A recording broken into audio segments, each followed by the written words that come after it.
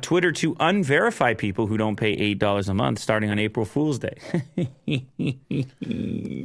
Did you verify Unbox Therapy? I don't know. Not Unbox yet. Therapy was already verified. What do I have to do to it?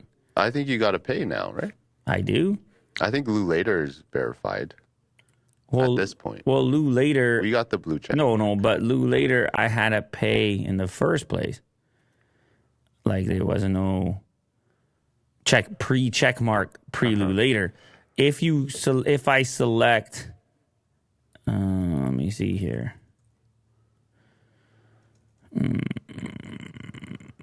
If I select the Twitter handle of Unbox, I think it says something different when you hover the check mark. So if you hover the check mark on Lou Later, it'll say, oh, you paid for Twitter.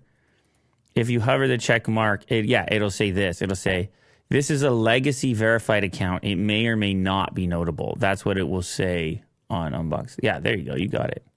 So yeah, maybe this loses the check mark. I don't know. These are great questions. Questions for Elon himself. Apparently, we're no longer notable, Will. Mm-hmm. Or maybe we are. I suppose it remains to be seen. But I don't think it really matters because let's say it gets unverified.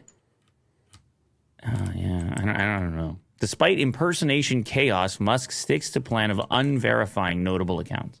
Yeah, I would presume this would be much better situation for impersonators if all the current check marks go away and only paid check marks exist. Starting April 1, we'll be winding down our legacy verification program, and accounts that were verified under the previous criteria, active, notable, and authentic, will not retain a blue check mark unless they are subscribed to Twitter Blue. Twitter also stopped accepting applications for verification check marks under the old criteria. To keep your blue check mark on Twitter, individuals can sign up for Twitter's Blue here.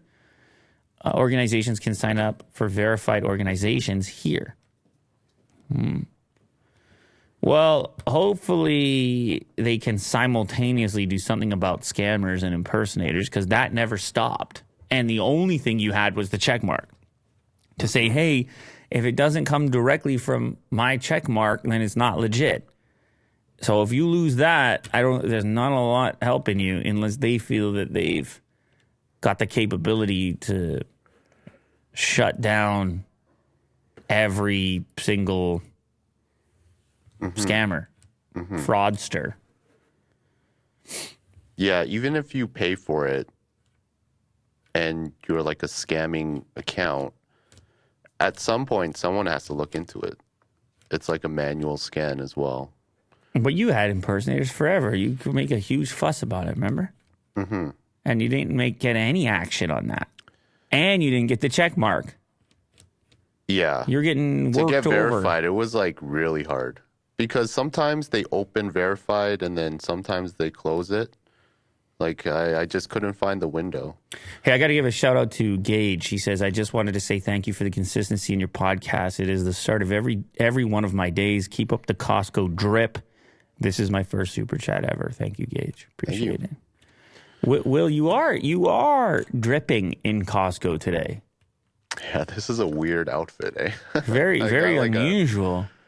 I got a sweater over a hoodie. Are you feeling a little under the weather? Is that what's going on? A little bit, yeah. Oh, we're both on that page. And it's really cold in here for some reason today. So we're both, well, you know what it was as well, is it went up. The weather got really nice yesterday.